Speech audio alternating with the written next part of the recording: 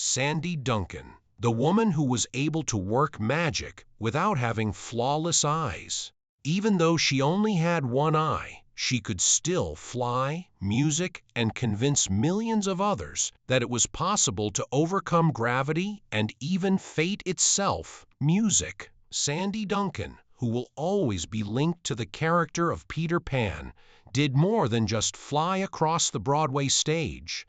With a kind of light that is only perceived by the heart and not visible to the human eye, she soared into the memory of a whole generation. Music. However, the more she shone, the more slanderous the accusations about her artificial eye became. People thought they understood everything after looking into their eyes. They were unaware, however, that the brightness they adored came at music, the price of half a planet that would never be visible to Sandy Duncan again. Sandy Duncan's whole being was molded by music, which was the secret hidden behind that smile. A pivotal moment that left her with the stinging scars of a lifetime, in addition to taking away her sight. What does beauty really mean? A soul that never learns to give up, or a perfect face? Music. Sandy Duncan's inner light did not start in a glitzy setting. It was set in New London, Texas, a tiny oil town so small that there was nothing left of the town except a few houses and a few church steeples. Sandy once said, "It was a bank, a grocery store, a drugstore, a veterans hall, and then church after church, and finally the edge of the town fading into nothing." A location where one had to create their own justification for believing that dream, music, was genuine if they dared to dream of anything greater. Her parents, Sylvia, music, Duncan and Manel Ray Duncan, had a modest gas station and put in a lot of overtime to provide for their family. Although they lacked financial wealth, they possessed wealth in other ways. Trust in their daughter. They soon discovered that Sandy was more than just a performer. Music. Every time she performed in front of a crowd, she changed. This wasn't a kiddie hobby. It was instinct. Her parents scrounged every last penny to pay for her initial dance, music, lessons, despite their constant financial difficulties. They witnessed firsthand how she came to life in song and music light, not because they had fantasies about her being a celebrity. Sandy danced on stage for the first time when she was 5 years old. She wasn't expected to do anything, and it wasn't a leading role. "That's right, Nona Kay. That's right," she yelled as she danced in the background. Sandy would remember that music moment for years to come, since it was at that instant that she knew she belonged where the lights were. The family relocated to Tyler, Texas, the American rose capital, around the 3rd grade. In addition to continuing to perform on school stages, music, Sandy continued to observe society through her own witty, perceptive eyes there. She once made a joke about how local music parade queens didn't have to be attractive. All they needed were rich dads. She developed her artistic personality at a very young age as a result of her astute, cool perceptions. Her gift, music, then started to establish itself. A small theater put Sandy in The King and I when she was 12 years old. The young girl's performance was not just good. At the time, her weekly income of $150 was greater than her father's. That was more than just money for a working-class family. It was the first indication that Sandy wasn't pursuing a silly dream. People were paying to watch her, The next door was opened by early success, a dance and theater scholarship to college. Sandy seemed to have a plan when she started college. Music, however, she left after only a year since she realized something that doesn't take age to grasp. Music. Her journey took her outside of the classroom. Learning how to be an artist was not something Sandy was interested in. She desired to be one, and that choice brought her to the most significant event of her early life. A moment that signaled the start of her journey into the real limelight and the end of a childhood spent preparing for music and practicing light. Sandy Duncan left Texas at the age of 19 and came to New York with a straightforward but strong determination. She would get onto the stage on her own if it were intended for her. She started a new life in a city. Music that many people only dream about, but she had no reputation and no patron. However, only few were able to survive. The rehearsal club is a dormitory for young women who are interested in the arts, and Sandy hired a room there.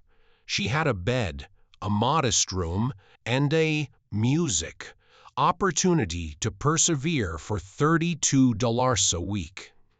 Its walls appeared to absorb the breath of unformed dreams, and it was also to see innumerable hopes left on the attic levels. During the day, Sandy took on any job that would keep her alive, such as cleaning, teaching kids, or running errands. She stood in audition lines at night.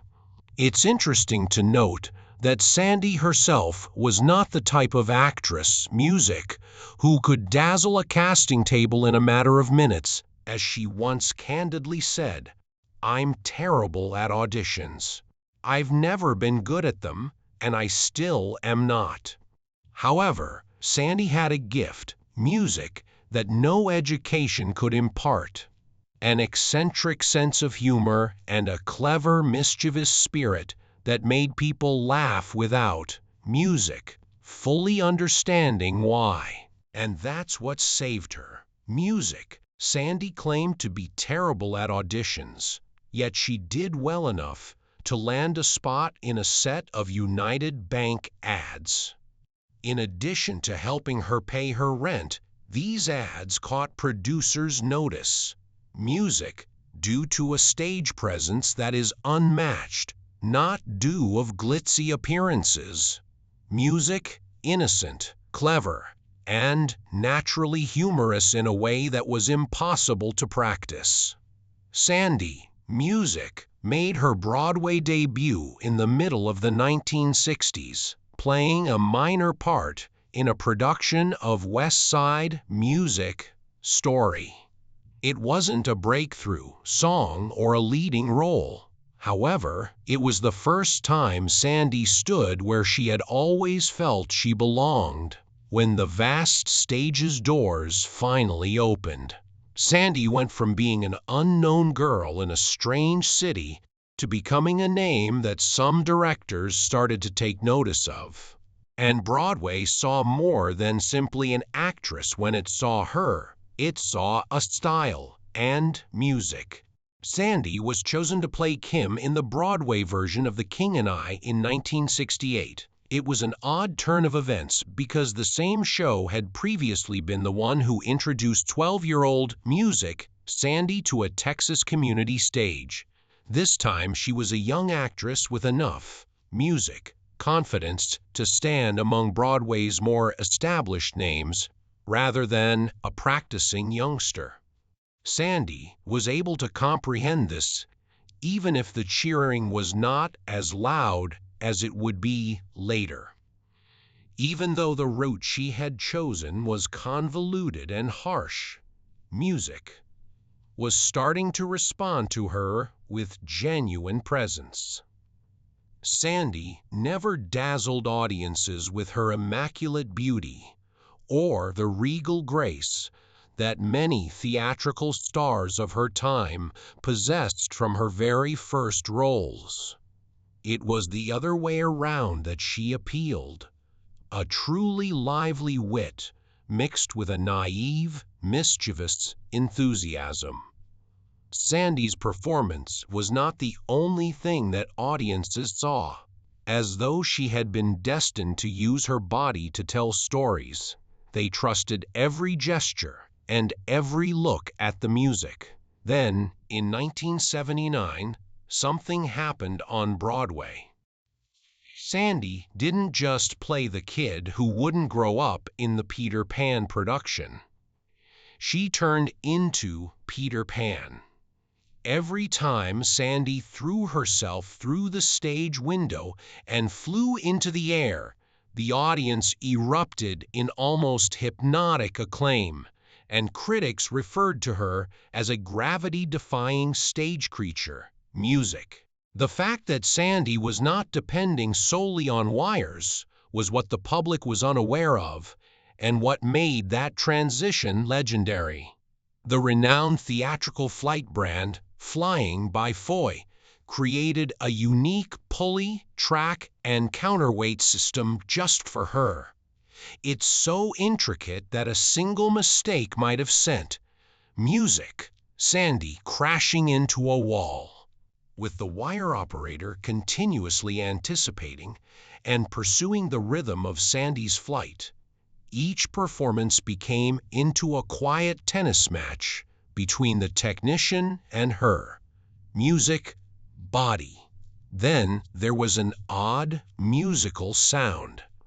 The cables went unnoticed. All they could see was her, music, in the air. Not everybody has the ability to fly. However, Sandy performed it 554 times, and this was the most astounding part about music. Not a single performance received a bad rating. The audience didn't get the impression that she ever returned to Earth in any way during any of the performances. Professionals acknowledged that no one had ever flown so beautifully on an American stage, but children in the theater thought Peter Pan was real. Although Broadway had seen a lot of Peter Pans, only one convinced people that flight, music, was an act of will rather than a method. Sandy Duncan was no longer a promising music actor after it. She rose to fame. Sandy Duncan, however, was not just a talented performer. At the height of her popularity, she did something that very few stage stars dared to do. Music. While Broadway's cheers had not yet subsided, she switched television. A world devoid of music, pixie dust to save you if you failed, wiring, and a booming auditorium. This deviation was no accident. Music.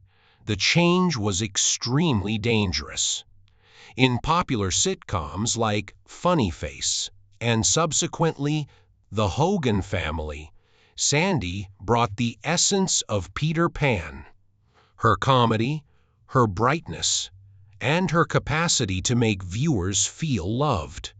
As she appeared on television screens with a smile that made life feel a little bit simpler, she soon established herself as a recognizable figure in American living rooms. Behind the camera, however, nothing was simple. Nobody thought Sandy, a stage-hardened celebrity, would have anxiety before to each music performance, but she freely acknowledged that she did. Broadway was nothing like television. No one applauded right away, and she had no eyes in front of her. Sandy also experienced a heavy, pressured quiet as a result of not being able to hear the heartbeat of the audience. The greatest music test followed, one after another. The shows bearing her name were canceled. Not because she didn't do well, but because TV networks changed their focus. Priorities, programming formats, strategy, and forces beyond the cast's music control. That could have been interpreted by someone else as an industry rejection. Sandy, however, didn't. She didn't vanish. And for that reason, her musical journey is more captivating than any one achievement.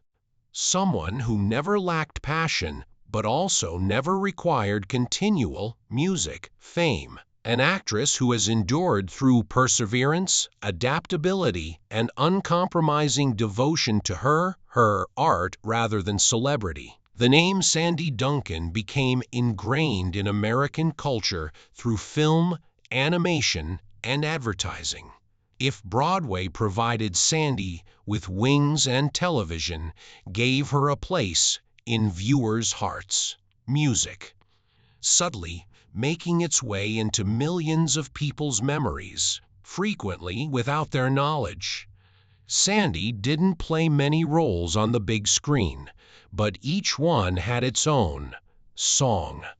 She starred in Disney family movies like The $1,000,000 Duck and The Cat from Outer Space, which were repeatedly rerun on TV and VHS, leaving viewers with a lasting impression of the small, luminous girl with a cheeky smile, even if they were unable to remember the titles.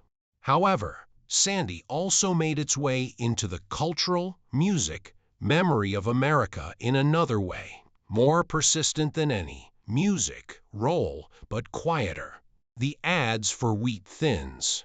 Throughout the music 1970s and 1980s, Sandy's lively voice and kind demeanor were featured in so many advertisements that many people had forgotten her name. However, it was more than simply music advertising, because once people saw a music box of Wheat Thins, they would remark, "Oh, that's her."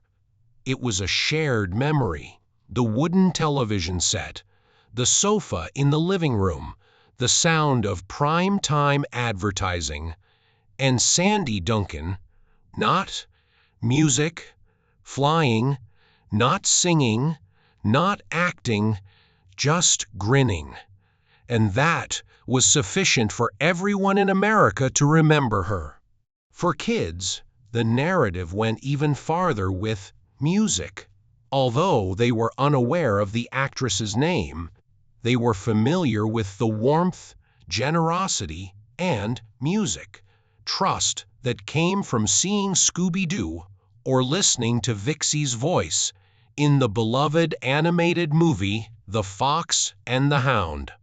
They didn't recognize it as Sandy Duncan's voice until they were adults.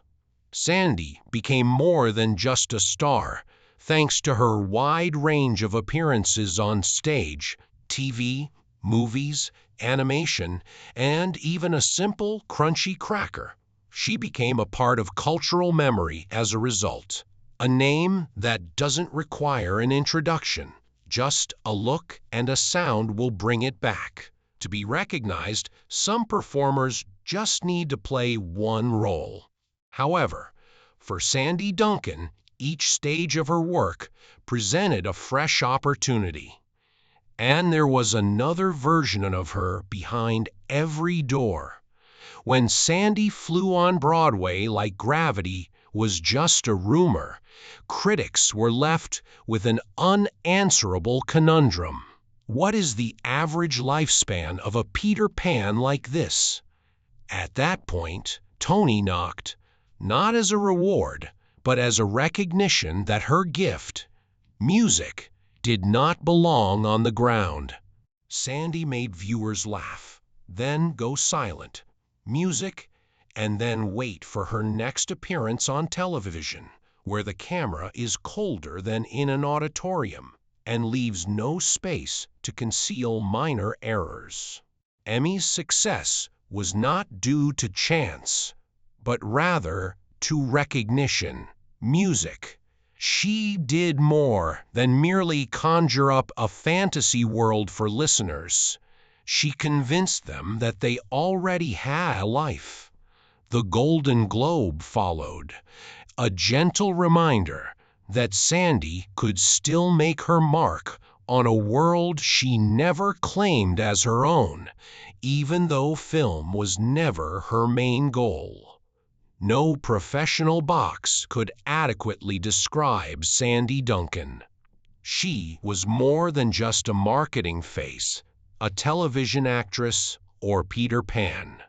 Each nomination served as evidence that Sandy maintained one constant, regardless of the setting, the story's telling style, or the stage.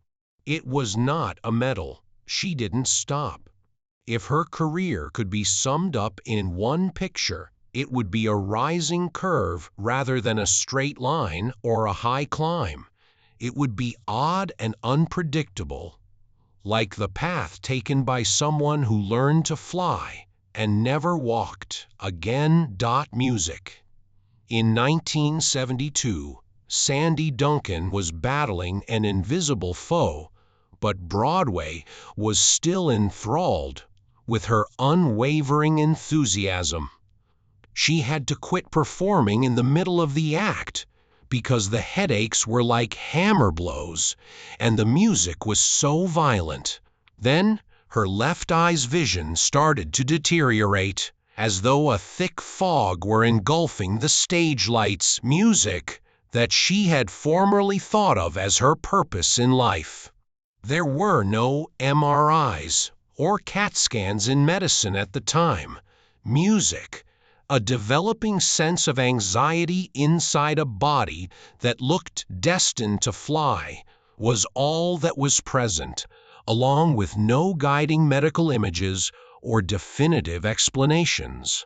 When physicians finally had to open her skull, they found what had been quietly destroying Sandy's life: a benign brain tumor right behind her left eye, in such a strange location that Sandy would later refer to herself as a medical oddity. Sandy would, music, lose her sight completely if the tumor wasn't removed right away. There was no escape, no option, and no assurance of what would happen next. Only half of the procedure was successful. Doctors had to, music, cut off her left optic nerve in order to preserve her life. Sandy Duncan, the woman who had given audiences the impression that people could, music, fly, suddenly lost her vision in one eye. The narrative would already be tragic if it ended there. However, it was what came next that made Sandy Duncan a music legend. "I don't have time to feel sorry for myself, Sandy," music stated with a simple smile when asked on the Dick Cavett Show if she ever felt hopeless or pondered, "Why me? That has already been done for me by those around me." Not a single grumble or cry in public. After surgery, Sandy had to retrain herself to live with half her vision in the weeks, music, that followed. Spatial awareness is inconsistent, and depth perception is gone. Simple, music, actions like opening a door or going downstairs become difficult. However, she chose to be thankful for the fact that she could still stand on a platform rather than giving in to terror. Sandy even made a joke about being blind. "It's really not that different, because I've always been nearsighted." Her thinking was clearer than ever, yet half of her vision was gone. Once able to fly on stage, the woman now had to relearn how to walk. And rather than crumbling, Sandy, music, found what nobody had anticipated. The light had gone out of her left eye. However, she started to flourish in music in a completely new way. Sandy learned from that procedure that art is not found in the eyes, but rather in the determination to continue performing in front of a crowd, even when a portion of one's life has descended into darkness. 25 minutes after the procedure, Sandy Duncan's body had changed. Although her eyes no longer cooperate, she was still able to stand, smile, and perform music that made the audience believe in magic. One was able to see, while the other was not. That in and of itself would have been disastrous for a regular music fan, much less a celebrity who frequently became the center of attention. Now, every glance she received held suspicion, inquiry, and judgment. Sandy was accused by some of wearing phony contact lenses. There were some who were positive she had glass eyes. One backstage picture of her with an eye patch was enough to turn a rumor into something that felt nearly real as the media rushed to sensationalize music. However, the truth was more straightforward and powerful. Sandy's eye was never replaced, as though protecting a fragment of memory, a fragment of dignity, and music, a fragment of truth that no one else could define for her. She held on to the eye that was no longer able to see. It was impossible to deny one reality. Sandy Duncan was unable to correctly orient herself after the surgery, but she was still able to see with her remaining eye. The sense of depth vanished. Each stair, music, turned into a trap. Every entryway is a potential crash site. Small music mishaps that most people would consider inconsequential turned into silent wounds that directly damaged the self-esteem of a once flying musician. Finally, one day, the dread left her eyes. It crept into her head. Like shadows, questions, music arose. Was I still adequate? Would viewers be aware of the error? How, music, long was it until I was unable to conceal it? At that point, Sandy experienced music, clinical depression, which is invisible yet has the power to kill more than a brain tumor. Music, she required time to retrain herself to live within a body she no longer trusted, as well as medication and therapy. Music. The most valuable thing remained in that delicate moment: faith. With her Christian faith as the only thing holding her to the ground, she prayed. She learned from her religion that sometimes God, music, teaches us how to perceive rightly rather than taking away what we already have. But it wasn't just her faith that gave her strength. Her music household was a more serene and stable environment. In the late 1970s, Sandy and Don Correa were working together on Broadway musicals when they first met on stage. Don was a dancer and choreographer who was renowned for his uncommon patience at the time, and Sandy had recently had surgery that permanently lost half of her vision. After practicing side by side while starting with shared steps, music, they gradually came to understand that they were not only discovering the perfect rhythm in music but also the right person in life. They got married in 1980 with no fanfare, no scandal, no vows, and fancy words, just the simple, priceless music decision to walk hand in hand. It was the pivotal moment that changed Sandy's life into a different music tempo, one that was deeper, quieter, and safer, regardless of whether there were bright lights or music, darkness ahead. Over 40 years of marriage, a gorgeous Hollywood couple, they were never. They were two artists who filled the voids left by fame with love. On nights when her eyes were open but her thoughts was deep in darkness, psychiatric disease returned. Don never inquired as to why. He was just there, silent and unwavering.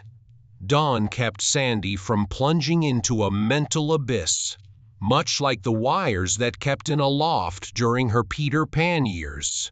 Their two boys, Michael and Jeffrey, who were born in the 1980s, were then followed by music grandkids.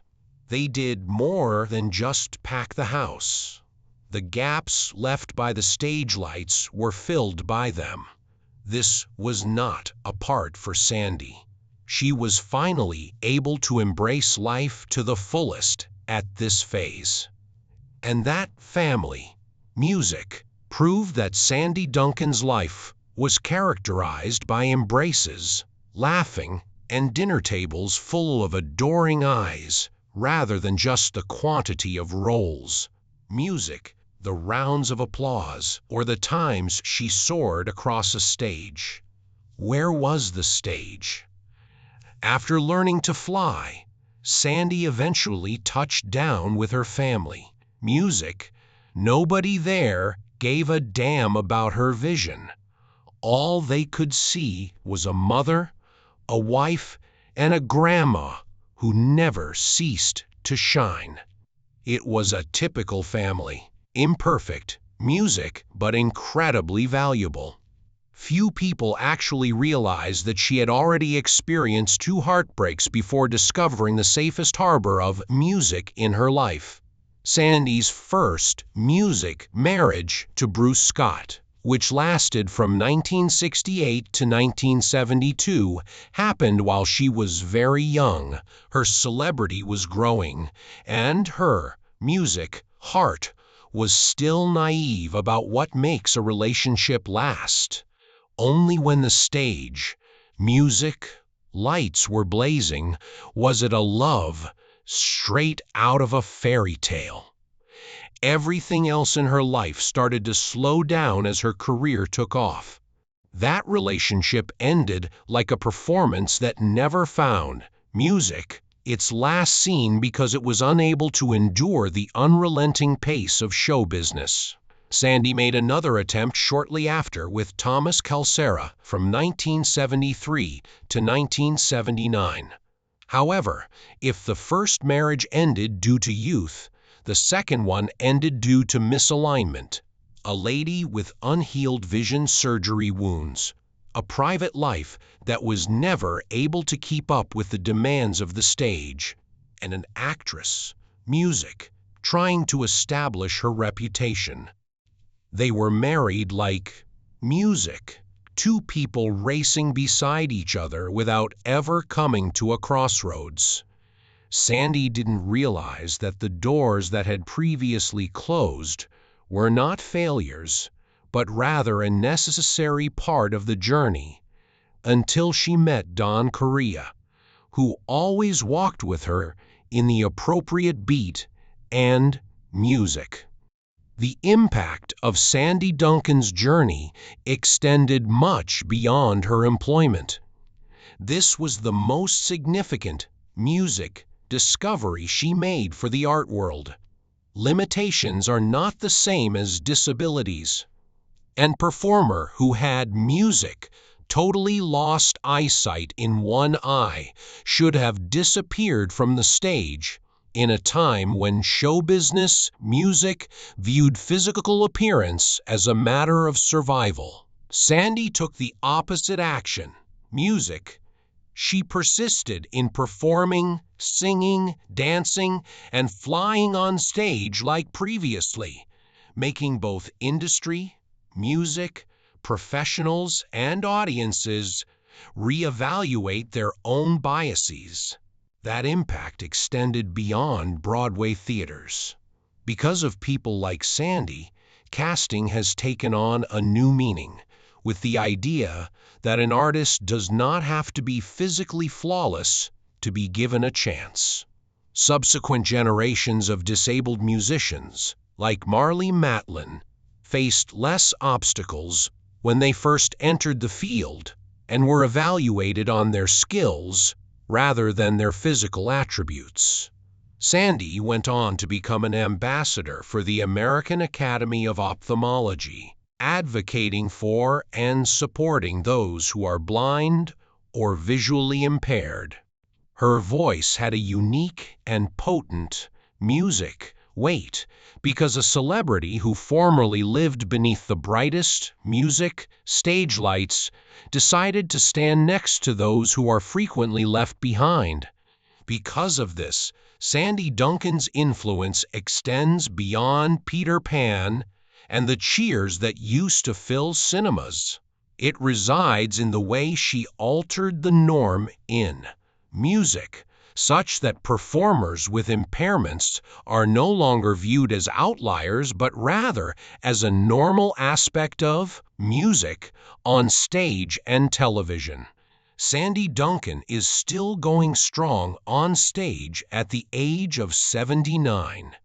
Music, she still occasionally participates in theater productions and performance music events, but she doesn't make as many appearances as she did in her heyday. Evidence that she has always loved the arts, including music. When cinemas stopped and the world came to a halt due to the COVID-19 pandemic, Sandy managed to adjust. She started making appearances in home films, sometimes with her husband, Don Correa, and other family members singing, joking, and performing music in little skits. Those short excerpts served as a reminder to viewers of the importance of music. A stage is not a place to Sandy. Anywhere she can laugh aloud, it's there. Sandy's current routine is serene and grounded, even outside of her creative life. She enjoys being a mother and grandma, and she lives in California with Dawn Music. According to recent interviews, the woman is content with her current situation. She no longer seeks recognition or feels compelled to maintain the spotlight. Instead, she only wants to live in accordance with her passions, which include singing, storytelling, music, and spending time with her loved ones. It is noteworthy that Sandy maintains a regular physical routine and a level of agility that many find amazing, even though she only has vision in one eye. She has admitted that activities involving balance, like music, are more challenging for people with poor vision, but she has never used it as an excuse to give up. Because of this, she has been referred to in numerous articles as living proof of a simple idea. Limitations are circumstances for adaptability rather than restrictions. Sandy Duncan can now be identified without having to fly across the stage like Peter Pan. Her strongest statement is that she is still there, stable, upbeat, and creatively alive. To glimpse your future, you don't have to be flawless. All you have to do is keep going. It is true that Sandy Duncan is a legend. She became one because she got back up and continued to go forward despite falling, both physically and figuratively. Although there are innumerable celebrities in Hollywood, only a select handful are recognized for their unwavering will to persevere when life takes away something necessary rather than for their flawless music. Music was not defined by infirmity. Sandy did not vanish after surgery, and tragedy was never used to elicit pity. She remained silent. Music repositioned her wings and then took off on a new course that was slower, more cautious, but more resilient than anyone could have predicted. Sandy Duncan is no longer just the Peter Pan who convinced everyone that people could fly, or even a Broadway legend. For people who have been told they are no longer good enough, not talented enough, not healthy enough, or not given enough opportunities, she has turned into a beacon of hope. She offers a straightforward truth that persons with impairments, those with physical limits, music, and those who have just been dealt an unfavorable hand can all relate to. How you choose to live with what you have left defines you, not what you lose. Maybe that's why Sandy Duncan will always be remembered. She didn't educate us how to look. Music. She showed us how to look, how to discover light even when only half of the world is visible, how to find hope in brokenness, and how to find significance in imperfection. Leave a comment or an emoji as an homage. Music to Sandy Duncan, the gifted, strong, and brave woman who survived a terrible fate of her own. If Sandy's path moved you. And remember to like, music, and subscribe if you want to keep discovering lives that were bright on the outside, music, but had surprising dark sides inside. Each subscription serves as a source of support that enables us to continue sharing the tales that people have forgotten.